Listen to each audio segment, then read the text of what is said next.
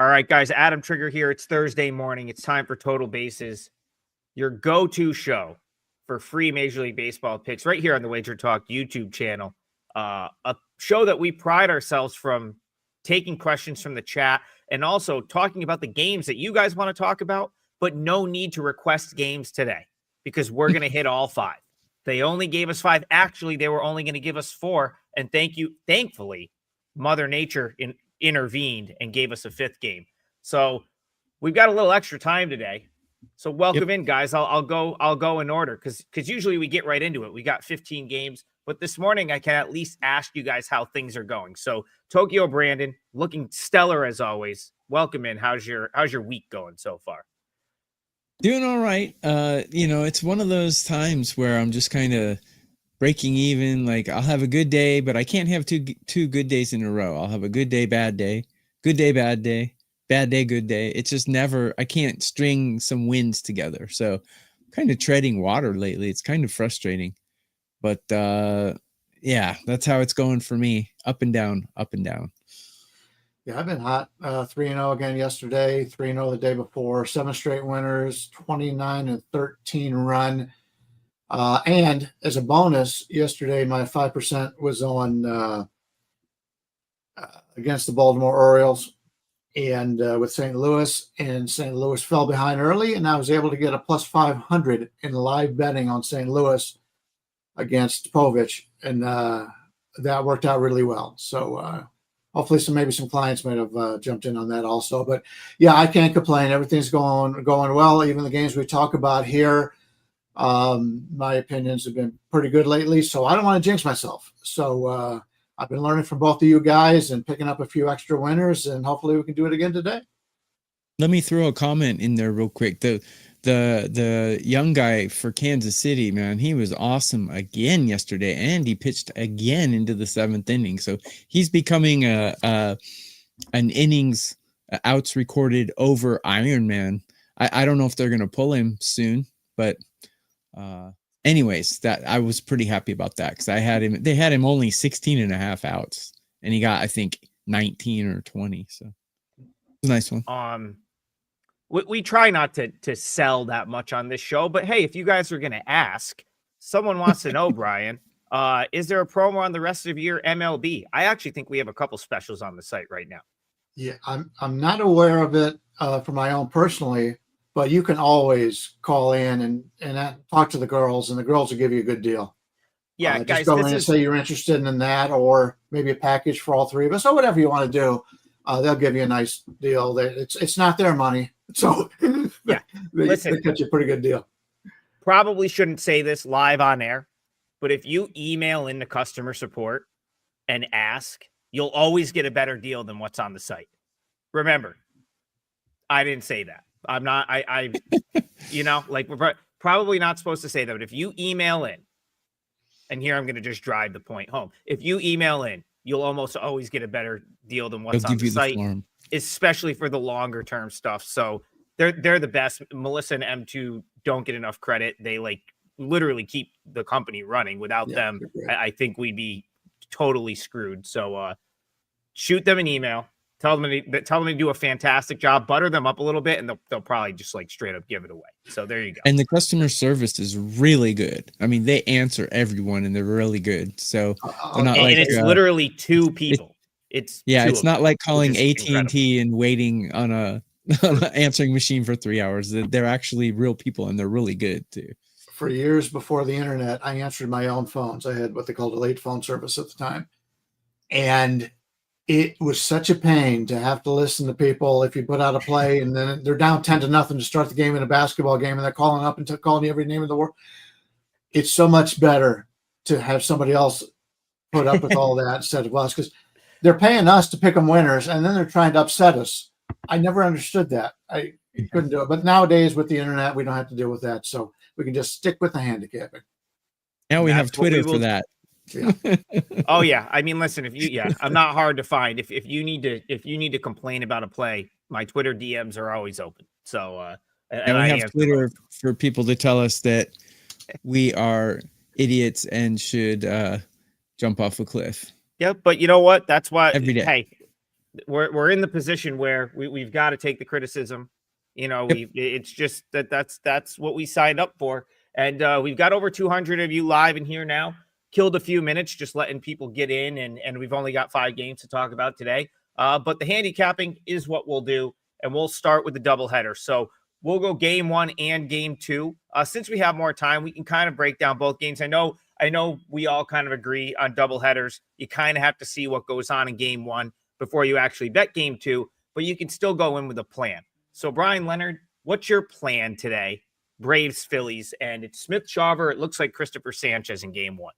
Yeah, it is. And it's a little bit different than what we saw yesterday. Really, it was Wheeler against Smith Shawver. So they mixed it up a little bit. So we got to do a little bit more handicapping than we did yesterday, because we can't repeat what we talked about yesterday. I did say that, excuse me, I'm on the wrong game here. Yeah, Smith Shawver has pitched better as of late, but overall his numbers have not been good. Comes in with a 3.67 ERA, 1.42 WHIP, which is very high for him. 5.60 expected ERA. So he's pitching about 2 runs better than less than what his numbers are showing. So hard hit rate 5th percentile, expected ERA 8th percentile, expected batting average 7th percentile. What he does best, he's got great extension in the 83rd percentile. And once again, extension is when he releases the ball, it's closer to the plate, which means you have less time to react for it. His all-speed run value has been very good, 96th percentile in that. So he is a guy that could come out and give you a quality start. And we have seen that out of him so far this year. 3.67 ERA, he'd take that, and just about everybody else would take that as well. In fact, in his 3-year career, his career ERA is 3.66. So the guy's talented, no doubt about it. But he has not put it all together as of yet. And Christopher Sanchez, if you've been following the show since we started, he's a guy in spring training. He just looked terrific. He was the talk of Major League Baseball early on, and he's done nothing to take that away. He comes in with a 3.17 ERA, 1.26 WHIP, which is a little high. His career is 1.23, so about in line with his career. Expected ERA 3.13, so it's right there with his regular ERA.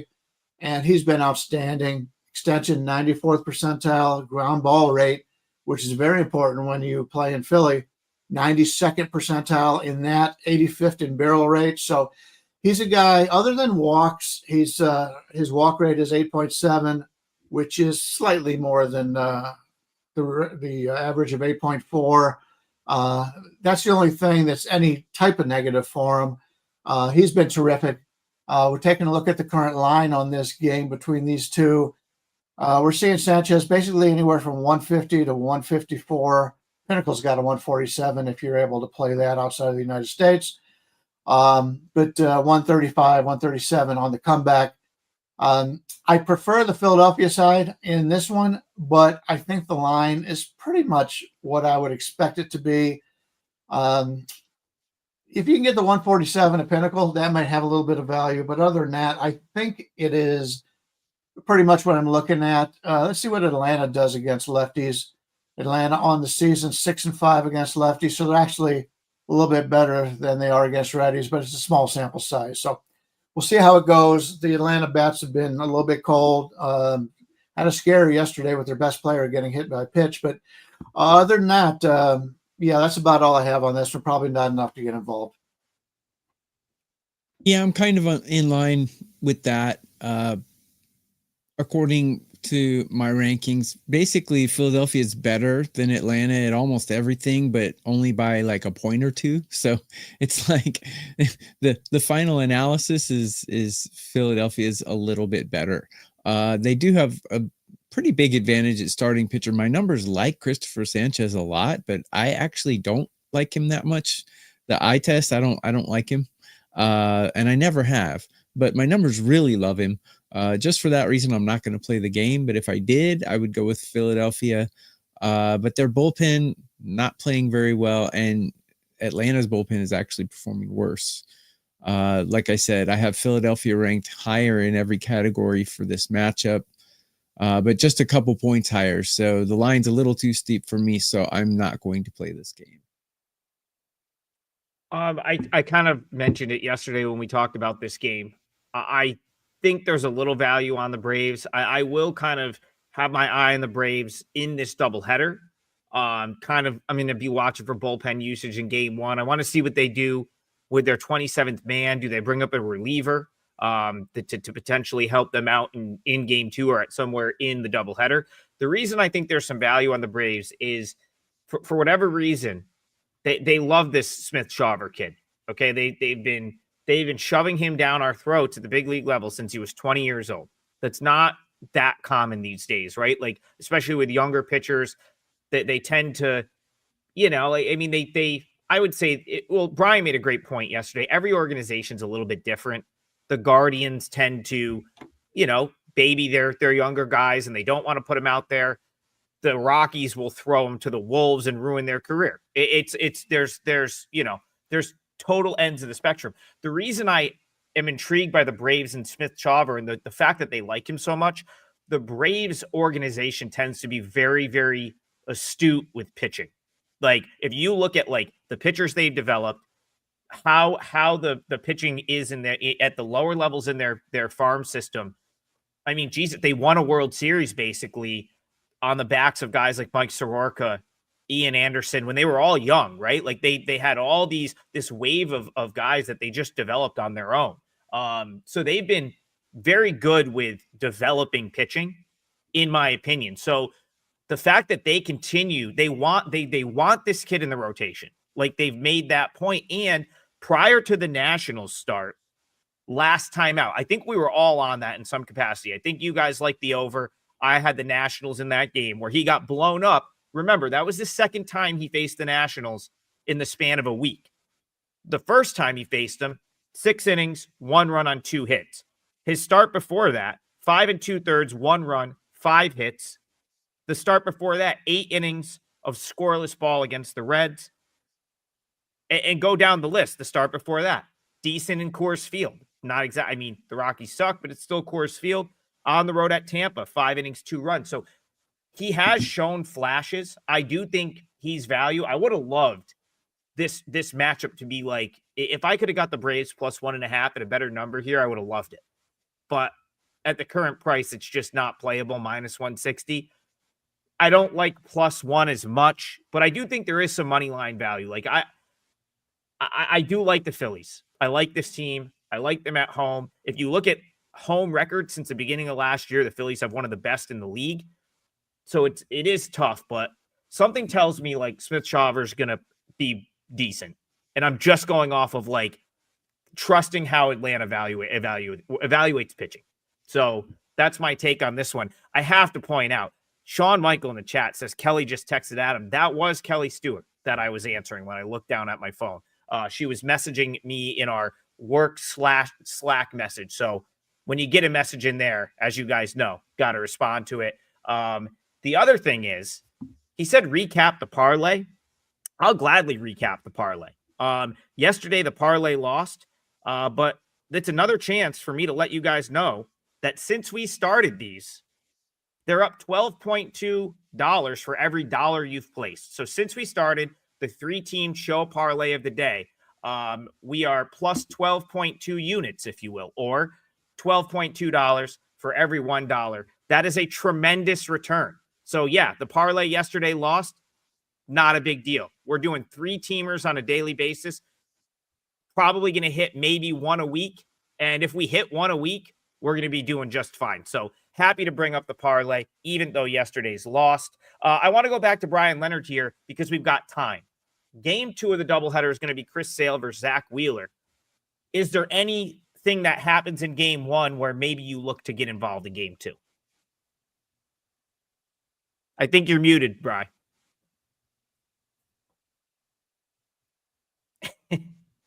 Yeah, I had a call. Sorry. That's okay. Yeah, I completely forgot I did that. Okay. Thursdays are weird.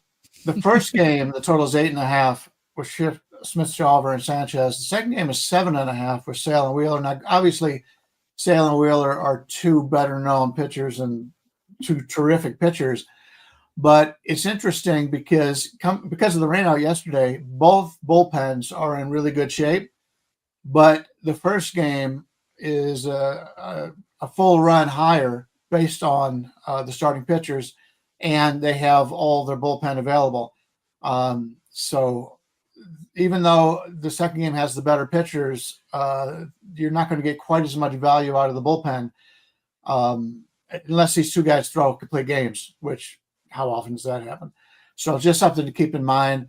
And I talked about how Atlanta did against lefties. Philadelphia is much better against righties than they are against lefties. And Sale is one of those guys that he's gotten better as the season's going on. Obviously, there was a lot of concern from him coming into this year because he was so good last year and pitched so many innings more than he did the year before that people were worried about him. He didn't look that great in spring training. Came out of the start of the season, did not look very good, but he's gotten better and better. And his ERA 3.36, expected ERA 3.34. So he's right where you would expect. His WHIP is 1.28, which is higher than what he's normally had. His career in 15 seasons is 1.05. Even last year it was 1.01. So it's not quite there. It's not the walks, because his walks is 6.1%, which is pretty much just maybe 0.5% more than what he's done in his career. So he's given up a couple more hits. Barrel rate is in the 30th percentile. So he has gotten hit often, not terribly often, but that's one of his weaknesses. And his ground ball percentage is only in the 32nd percentile, which is a concern when you're playing in this ballpark.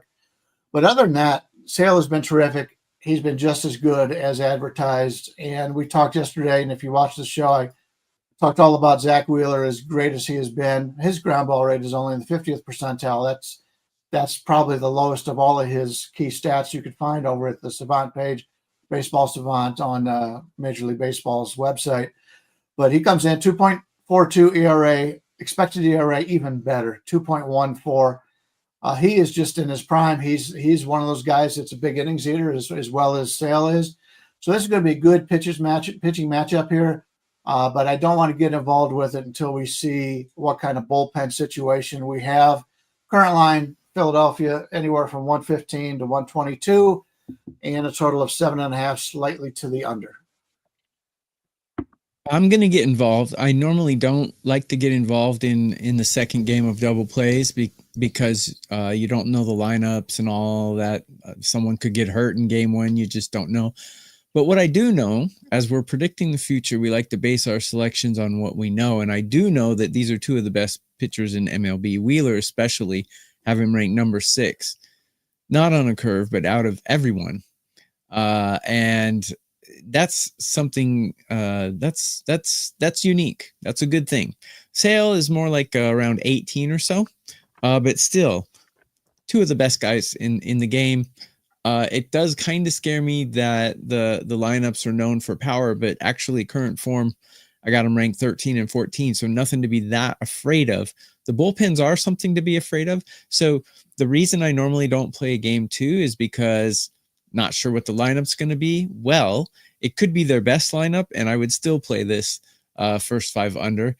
And if they rest some guys, all the better for my under. So this is going to be my leg of the parlay as well. I'm going to go first 5 innings under 3.5 on this game. Currently, I see it at minus 104. So the parlay leg, my parlay leg is going to be Philly, Atlanta, game 2 under 3.5 at minus 104. I mean, two of the best pitchers, 2 lineups that aren't exactly smashing it right now. So I think it's a good play. Yeah, I don't disagree with you. Like jumping in on game 2, if you're looking at first 5, the starting pitching is known. The lineups are going to be what they're going to be. Like they're not going to be. I mean, a lot of times when we do this show, we don't know what the lineup is for that day. Like and the Phillies and the Braves, like the lineup they're going to put out minus a player or two is not going to make a huge difference in my opinion. So I think you're fine there. Actually, I think this is one of the more straightforward double headers that I can remember for this year. I feel like you already kind of know what you're going to get in game 2, like unless game 1 goes totally off the rails where and it's not going to affect your bet, TB, because Wheeler and Sale are both probably going at least 5. So you're really isolating the starting pitchers. Unless the game 1 goes totally off the rails, I almost feel like you can pretty much handicap game 2 as just you can already pretty much like make, I don't see what can happen in game 1 that would like drastically change my opinion on game 2, I guess is what I'm trying to say. Exactly. So for me, I'll probably be watching for just entertainment. And, I want to see how Smith Shawver does. I'll be looking for bullpen usage, but I'll be shocked if I find a way into this doubleheader. Just, if anything, I would take the plus money with the Braves in game 1, but it's not going to be a client play for me. As always, we appreciate the likes, the subscribes, the comments. All of that helps this show grow. Currently, we've been able to grow it to 5 days a week, and that's because of you guys. So we appreciate that. We appreciate you tuning in. And thank you, Rob McMahon. Great breakdown yesterday on the Blue Jays. Yeah, we kind of nailed that. Schultz-Lauer. We were all over the Schultz-Lauer sort of combo, and they combined to throw 6 shutout innings. Blue Jays ended up winning that game with a late home run. I think that was kind of, I guess while we have a minute, and then we'll go to that game. So a little segue here. I saw earlier in the day that I thought Bo Bichette was going on the IL. I saw someone tweet something that he was injured, and then he came in and pinch hit and won the game for them. So kind of just a crazy outcome there. I guess I thought he was, because I didn't see him in the starting lineup. I thought he was headed to the IL, and then there he is in the game, winning the game. So the Blue Jays win 2-0 last night. Now they've got the hapless West Sacramento A's coming to town, Brian.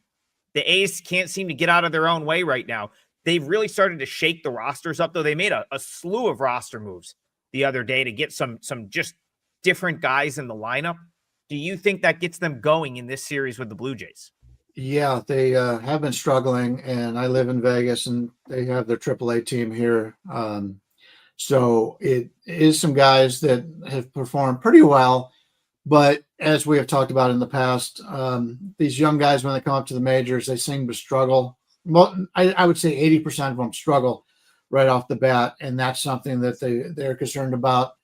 Rooker looked like he was coming out of it a little bit yesterday. His hard hit rate's been a little bit better the last few days. They got Jacob Lopez on the mound. He's pitched in 5 games this year, 2 starts. He's only got 14 innings, so he's probably only going to give you a couple innings. I haven't read who they're bringing in to possibly ride with him, right along with him as a long reliever for the second pitcher in the game. We'll have to see, but his numbers have been pretty good. Although his WHIP does not correlate at all with his ERA. His ERA is 2.57, WHIP 1.57, expected ERA 2.86. So he's done pretty well in the majors. He's got a 3.93 career ERA, but most of the time he has been a bullpen arm. His fastball velocity is only the 7th percentile, but he does have great extension, 91st percentile, and most of the other numbers just are not enough. He hasn't thrown enough pitches to get those good numbers when you're looking at the StatCast information. And we're going with Berrios going today for Toronto, a guy who has seen better days in the past. Excuse me. Comes in with a 4.22 ERA, expected ERA 5.11, WHIP 1.36, which is high. His career WHIP is 1.24. So he's on the downside of his career here. Barrel rate 11th percentile, expected ERA rate 15th.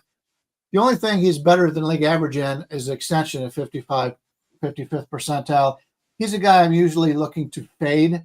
I'm either bet against him or play the over in this game. Oakland, excuse me, I'm sorry, no, I figured I'd say that. The Athletics have hit a lot better on the road than they have at home this year. We're looking at a total of 8.5 to the under. Lopez being a lefty, let's see how Toronto's done versus lefties this year, although he'll only be in for a couple innings. 4-5 versus lefties, so basically the same as they've done against righties, about a 500 ball club.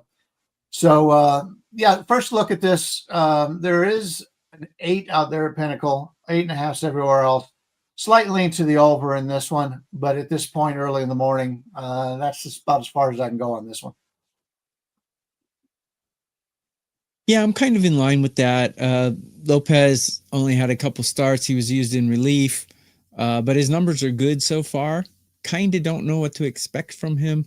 Nothing really stands out in this game. Neither team's hitting that well. I have Toronto ranked pretty low in hitting. The A's ranked a little bit higher. One thing that stands out to me is the Athletics team total is 3.5, which seems a little low to me just because I'm not a big fan of Barrios. With his 4+ ERA, it's not that good. I have him ranked even lower than his actual ERA. The problem is Toronto's bullpen is on fire. They're ranked in top 5. So yeah, if I would go anyway, I expect the A's to score some runs in the first 5 innings. Let me take a look at what their team total in the first half is. Yeah, Athletics over 1.5 in the first 5, I think is a good play. I'll think about putting that out later on. So if I win anyway, I'd bet on the A's bats. The one thing I'm going to disagree with here is Lopez is going to be in for a normal start. His last 2 starts have been 7 innings. I watched the start he made. I watched the start he made against El Paso. He was fantastic. 10 strikeouts. Actually had 8 strikeouts against the Phillies. Back-to-back 7-inning outings. The outing before that, he ran up the pitch count. He only made it 5, I think 4 1/3, but didn't give up a run against Reno. So yes, Brian's right. He's when he's been at the big league level in the past, they kind of like used him as a bullpen guy, but right now he's a starter. I mean, back-to-back 7-inning outings. I don't think there's anything to suggest, unless he gets pummeled, that he's only going a couple innings. Like, this will be their hope is that they're going to get 5-6 innings, like a normal start out of him. He's always sort of been on my radar at the AAA level. He's a guy that came from the Rays organization. I make my own AAA power ratings on a daily basis. I update him on the daily basis. He's always been kind of a guy that's like creeped into my, like, I'll tier it out where I've got like my pitchers I want to play on and stuff like that. He always kind of creeps into that tier. This year is as high as I've ever rated him. And like I said, the last 2 times he's been out, he was really impressive for 7 innings against the Phillies last time out, and the time before at AAA, 10 strikeouts, dominant. I think 14, his last 2 starts, both 7 innings, 14 innings, 18 strikeouts. So do I trust him to do that long term? Probably not. Is he kind of rolling a little bit right now? Yeah, he looks good right now. So I would have, again, this is another one. I would have loved to get an A's plus 1.5 at a playable number here with the road team, get that extra at bat. At minus 145, it's not a good enough number, but it's certainly the way I look. So I'll revisit this one. This might be my parlay leg, but I've liked it. I liked what I've seen enough out of Lopez, and as Tokyo Brandon said, the Blue Jays bullpen's been good, but they really leaned on that pen a little bit yesterday to get that win, so might not have all those arms there today. Go ahead, Brian. Yeah, I really like. Thank you for filling it in. His being the starter down in the minors. Tokyo Brandon touched on something, and I think on this small card, this is what I'm going to use as my parlay leg, and I will play the Athletics first 5 over 1.5. I'm seeing 3 numbers out there right now: minus 125 up to minus 135. If you want to give it to me at minus 130 on the Athletics first 5 over 1.5, that's the consensus right now. So 2 runs in a pretty good hitter's ballpark in Toronto, which is medium ballpark when it comes to runs. I'll take that with this A's team. They seem to, I know they've hit better on the road, and the players have actually talked about that for some reason they've hit better on the road than they have at home. They do not like playing in Sacramento, unfortunately. It's a minor league ballpark, and the amenities are not there. And it seems to work out for the other teams coming in there. They seem to love playing there, but let's go the Athletics first 5 over 1.5 at minus 130 is my leg of the parlay today. Love it. That's 2 legs of today's show parlay locked in. Tokyo Brandon, game 2, Phillies Braves, first 5 under 3.5. And that is the A's team total, right, Brian? A's team total, first 5 over 1.5, minus 130. So we've got 2 legs locked in. We've got 3 more games to talk about. And that's, we'll have this locked in by the end of the show. Let's continue on. We're heading out to Houston. Rays Astros. Couple of guys that have probably spent more time in AAA. Well, Shane Baz has spent more time injured than he has on a baseball dime in the last 5 years. Though he's not probably as healthy as he's been this year. And then Ryan Gusto, I got to be honest, he's better than I thought he was. This was a guy that I didn't have rated super high at the minor league level. He's put it together more than I expected him to at the big league level so far. So we'll go to Bryan Leonard, Rays Astros. What are you seeing to start? What are you seeing in this one so far? Yeah, Sean Baz getting the start here. Current line. Let's go with Houston minus 110, 8 to the over for the most part.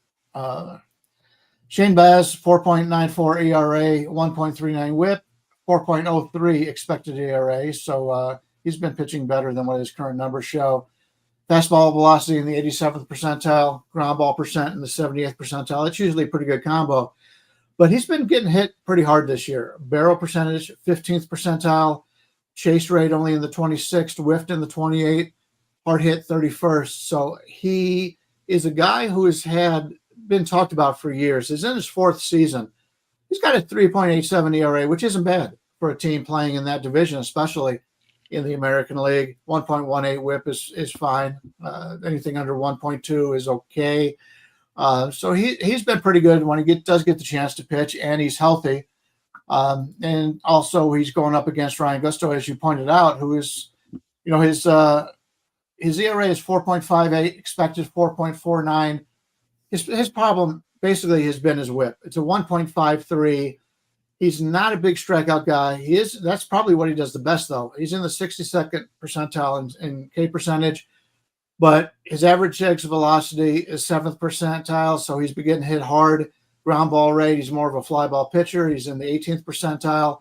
Hard hit rate, 23rd percentile. So he has been probably one of the weaker spots on the Astros, but you've got an Astros team that's had problems with their starting rotation all season long. They got a great start yesterday out of a guy who's often injured. If he pitches the way he did yesterday, that's going to be a big benefit for the Houston Astros. It looked really good. He was just at 12 strikeouts yesterday. Worked out really well for him. But in this game, to me, it comes down to the offenses. I think the offenses had the edge here. You're looking at a total of, like I said, 8 minus 115. That seems fair here. Slight lean to the over. I'm not a big believer in either one of these starters. At least they haven't been consistent about it. And these are two teams that they're not quite as good as they've been in the past offensively. But I really like Tampa Bay. They're a deep team, and they do match up righty-lefty more than probably just about anybody in baseball other than maybe Minnesota Twins. But they're a team that could put up some runs. They're not big home run hitters, but there are a lot of guys that can get on base, and they have some speed on this team. And we saw that once again yesterday with the rookie getting 2 more stolen bases. So kind of lean with the over in the small card on this one. Yeah, sentiments are very similar, but the play is going to be different here. Baz is interesting. I think Houston's hitting the ball quite good right now. And what we got here? Yeah, Houston's hitting it pretty good right now. And I got Baz ranked pretty low. His expected numbers and his actual production very on par. But I got him ranked fairly low here, but I got the Houston lineup ranked pretty high. Which way to go here? I kind of did a lot of searching around, and I looked at Baz's last 5 starts. He hasn't finished 6 innings he's only finished 6 innings in one of those last 5 starts. And his outs recorded is 17.5. I think it's high. So I did put out a play for Shane Baz under 17.5 outs recorded. It was good odds. It was a good play. So I put that out for a 2%er. So we'll see. My outs recorded props have not been working very well recently. So I'm making it pretty small. until something catches on. This is what made me number one last year, though. So kind of hard to stop doing it. So I don't want to be the definition of insanity and keep doing the same thing over and over, even though it's not working. So, but I think Baz is not going to finish. I don't think he'll finish 6 innings here. He hasn't in his last few starts. And I think Houston's going to knock him around a little bit, maybe knock him out of the game. I got very unlucky on an outs recorded today. I had the Yankees pitcher, what's his name? Schultz. What was his name? Some German name. Clark Schmidt. Help me out, guys. Yeah, Schmidt. Help me out. I had him under 17.5, and he went 86 pitches in 5 innings, and they put him back out there after 86 pitches. I was like, are you serious? And he ended up pitching 100 and finishing the inning. So I was pretty surprised at that.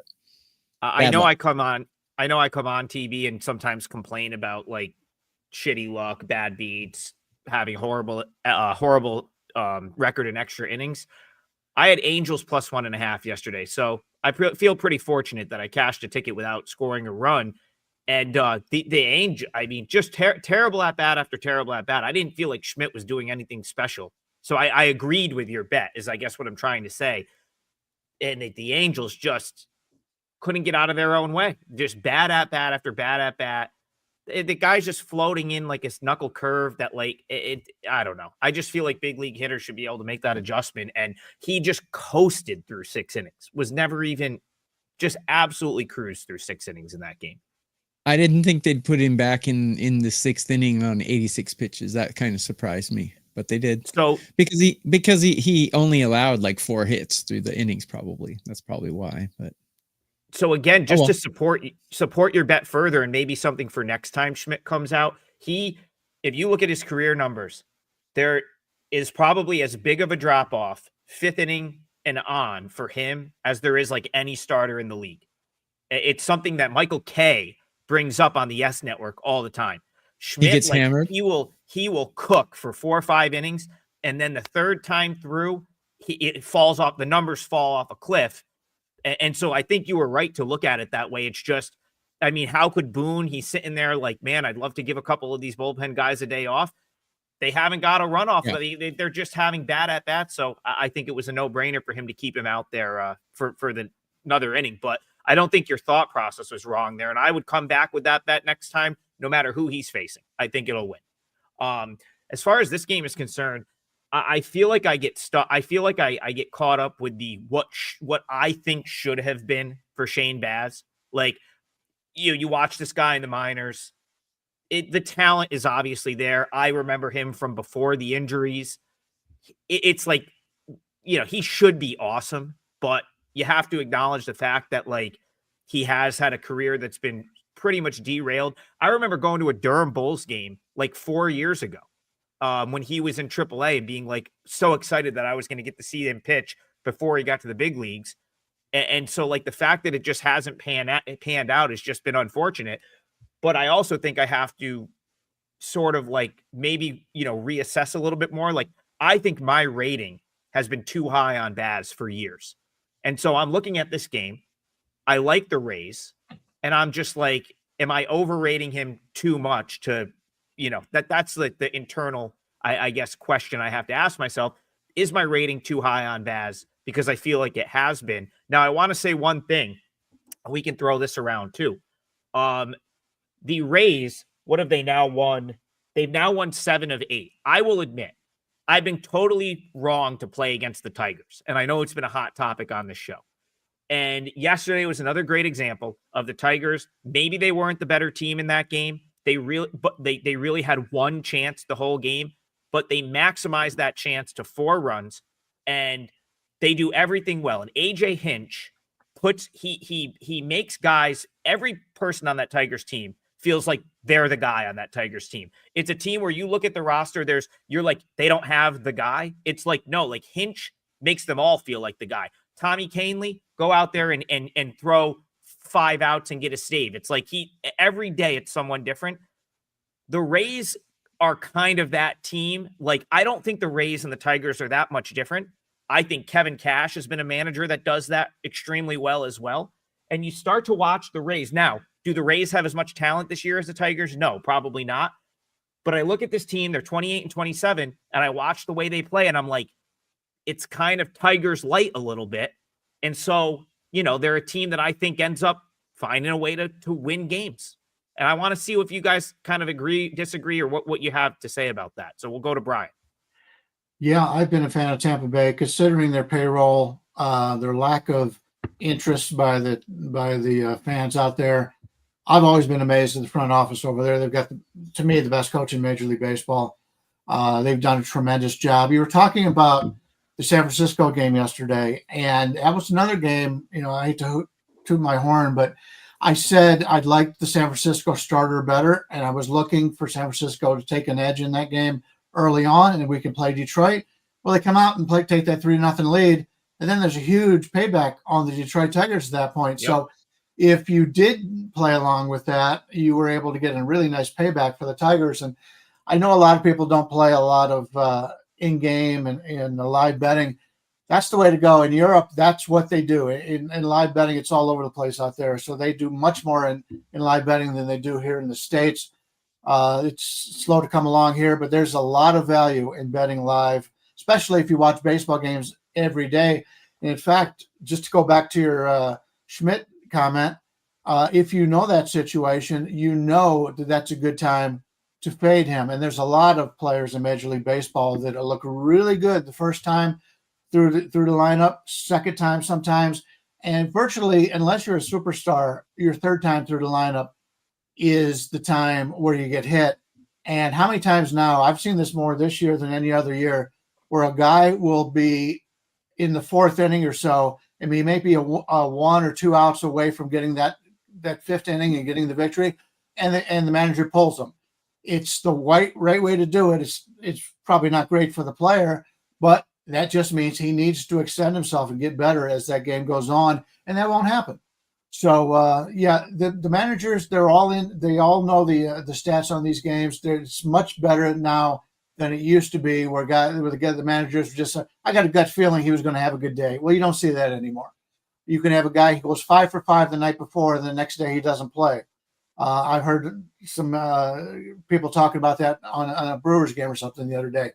And they said back in their day, there's no way if you had 4 or 5 hits the day before, you were playing the next day.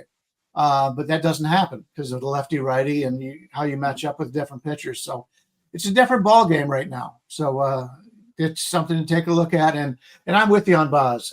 I read so many good things about him coming up that I thought, Shane McClanahan, he was right there with him. In fact, he might have been better. McClanahan is proven to be more, but he's out right now because of obviously a major injury. But those were 2 guys that were supposed to lead them to the next generation. And he still has a chance, but those injuries have really set him back. Yeah, I'll just make a quick comment about well-run teams and poorly run teams, because I used to be in a poorly run team when I was a scout. And I'm not going to name the team, though. But, I mean, when the team is run poorly, these guys are human. It just sinks their motivation. I mean, obviously, guys are out there pitching and hitting for contracts, for individual contracts. I mean, in my opinion, baseball, I mean, you guys can disagree with me if you want, but baseball is the least team sport out there. I look at baseball as a complete individual one-on-one sport, because you always have one guy throwing against one guy hitting. Yes, there's fielding. Yes, there are errors and stuff like that, but those things are not a major part of the game. The major part of the game is, will the guy hit the ball or will he strike out? So these guys, when they're in a bad organization, I'm sure it's the same for football and other sports too, but man, it just spreads like a cancer. It really does. And toxicity is very contagious. And we've mentioned this on previous shows, the Angels. When guys leave the Angels, they suddenly get good. Like Canning is pretty good and Haney's pretty good now. They just left the Angels. And then Kikuchi was pretty good with the Blue Jays. He goes to the Angels and all of a sudden he's terrible. He had a decent game yesterday, I think. But there is something to be said about well-run teams and motivation. I want to just point out, so because we have a couple extra minutes, and we'll knock out the last 2 games, before the 10 o'clock minute. But this is a great comment. It came up yesterday, and I just want to touch on it real quick. City by the Bay says, I used to track sharp money for baseball, but it doesn't matter. It still can go either way. I agree with that as much more than any other sport. I think people get too caught up with bet percentages, sharp money. The reality is the average baseball game does not get even close to the handle of like an NFL game where like handle is really going to affect that number. So typically the stuff that affects money moves, I think is injury related, roster, lineup related, maybe a pitching change, stuff like that. Like obviously we see numbers move, but I very much agree with that. I wouldn't just like go totally all in on percentages, sharp money. I think you want to stick to your process, have your handicap. If your number is off from the market, then it's something to look at. And that's just how I feel, more so than baseball than any other sport. Go ahead, Bryan. Yeah, it's very similar to what I talked about yesterday in that Dodgers game, where the sharp book was looking at Cleveland as the right side, and the FanDuels and DraftKings were looking the Dodgers side. It could have gone the other way. The Dodgers looked like they were going to win that game. It's a coin flip either way. But I'm just saying that that's one of the things that you learn when you've been doing this so long. One of the other things I've learned is if a star pitcher, one of the elite pitchers, if money comes in against them, that's usually a good time to play the underdog in that game. As somebody out there has something, maybe he's not feeling well, maybe he's got something minor going on with him, but somebody is able to see that. Because if you're seeing a game and you're Chris Sales or your Wheelers, we know who all the elite pitchers are. Everybody wants to bet on them, and when the line is already posted with a little bit more of a situation where the lines makers knows the public is going to bet on Wheeler, especially at home, that kind of thing. If money comes in against them, that is something to keep an eye on. So it's always worked out very well. And I'm going back when Randy Johnson and Martinez and they all used to pitch. They'd be $4 favorites one day, and then the next day, they'd open up as a $4 favorite and get bet down to $3.50. That was a great time to play the underdog. Somebody out there, as much as we think we know, there's somebody out there that knows much more than we do. And that's something to keep track of when you're looking at baseball. And in baseball for a long time, the line moves worked out really well. About, it may have been a decade ago, some big conglomerates in China decided they wanted to bet Major League Baseball, and they screwed it all up. And the line moves are going one way with all the money that they had.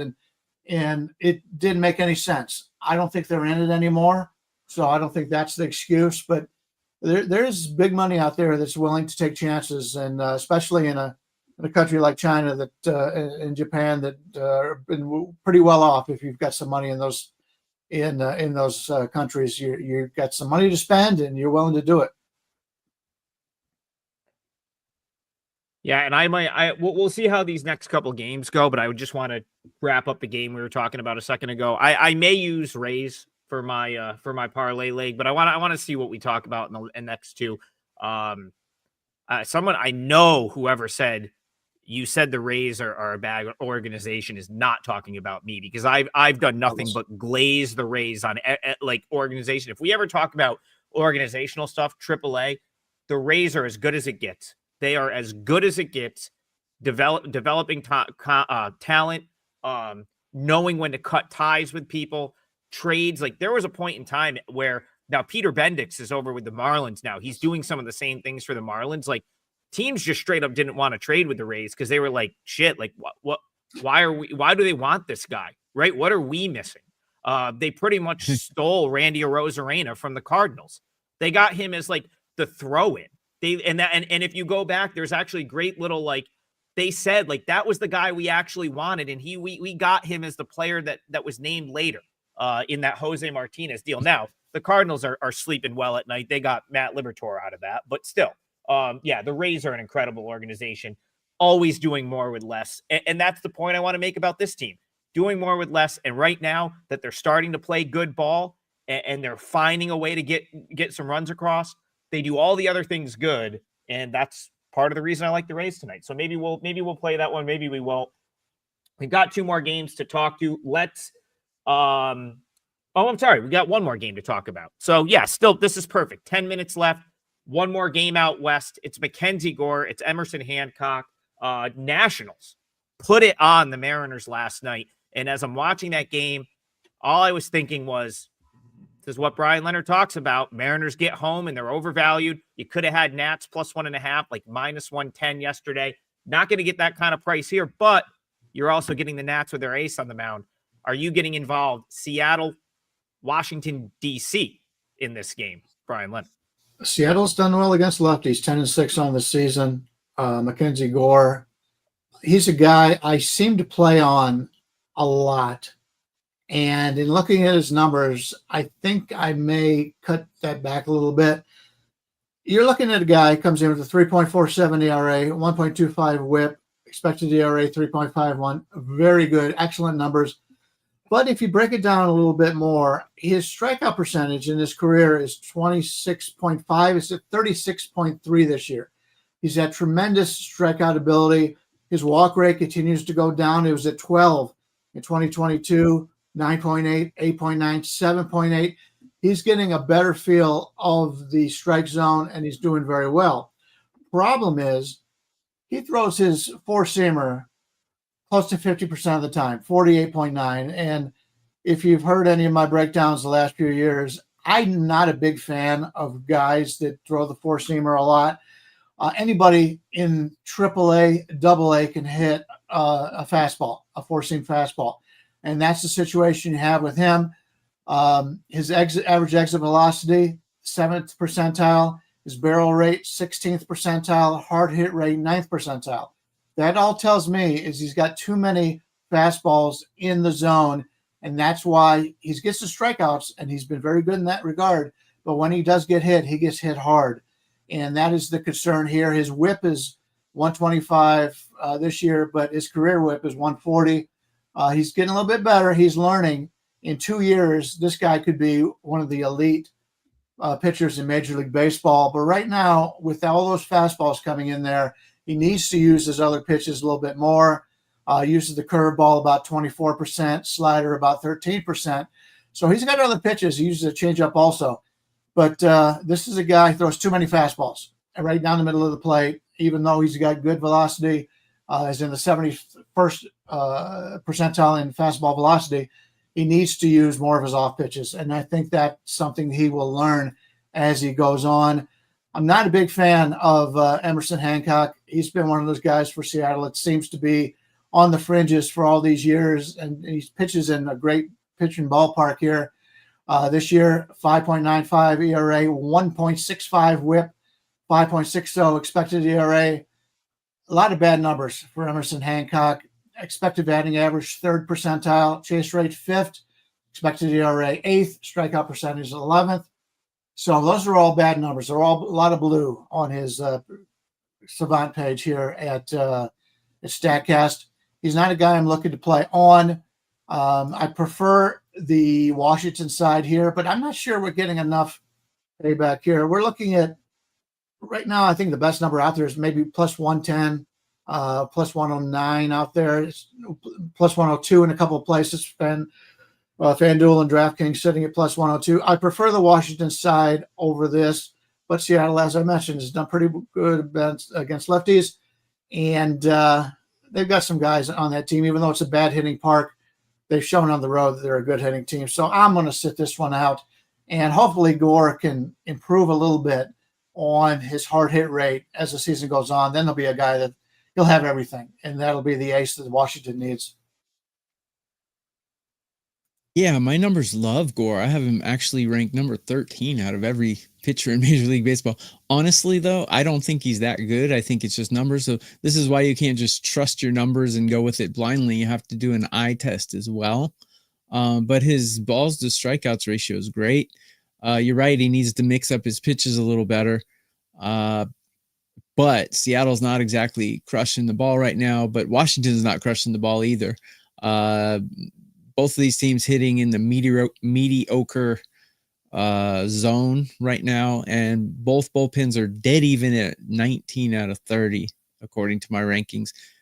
But definitely Gore is a better pitcher than Hancock, in my opinion. The thing is, I don't know if just that is enough to play the games. To me, that the starting pitching is the only real big advantage Washington has here.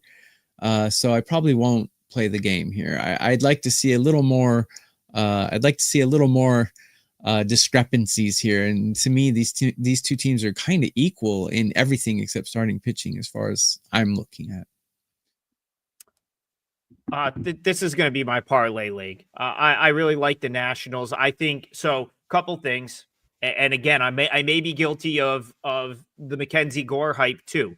He's someone that I've always had rated probably much higher than well, I've always had him rated higher than the market. And if you look at my career betting Mackenzie Gore, I probably have him rated too high. Like I'm just gonna, I'll come out and say that. That being said, I do think he's starting to sort of round into his own. I'm going way back to the days when he was still in San Diego's organization, right? Like, I think Mackenzie Gore has taken strides to be that front line type guy this year. Like you look at, and last year, you look at like the numbers from 2022, 2023. 2023 was the first year where he really got to he was in the rotation every day. It was the year after he came over, I believe, in the trade. So last year, 3.90 ERA for the season's pretty good. WHIP was a little bit high. This year, that WHIP's down to 1.25.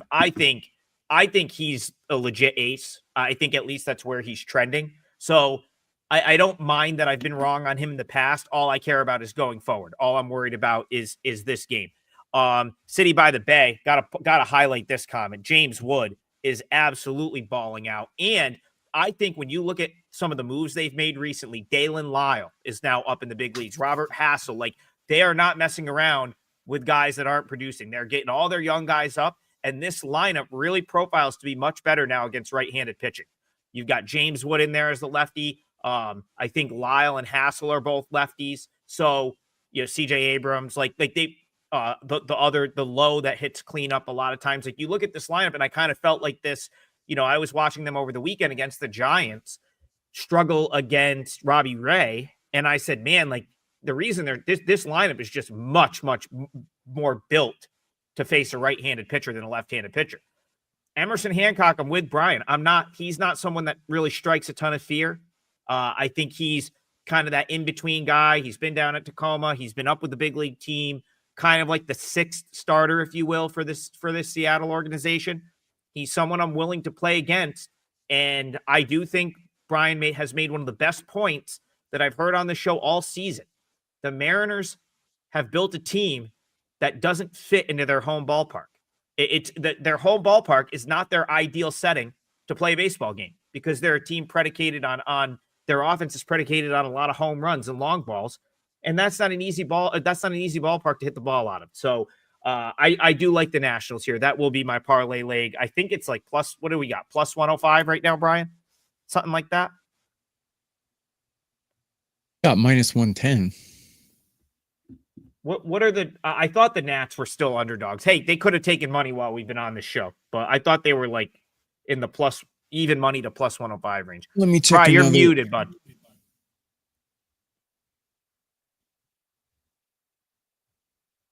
I'm gonna look here. Let me check another one. Sorry, yeah, sorry plus 106 is the current number about the consensus, I would think. Plus 107? Yeah, I was gonna say plus 105, something like that. Yeah. That's enough. That's enough value for me. Yeah, I'm seeing plus 107, and I'm also seeing minus 110. So I don't see any minus 110 anywhere. Where are you getting on that ESPN? ESPN. Yeah, ESPN is not some. That's not. That's even worse than FanDuel and DraftKings. Don't pay attention to that. Listen, we got a promo.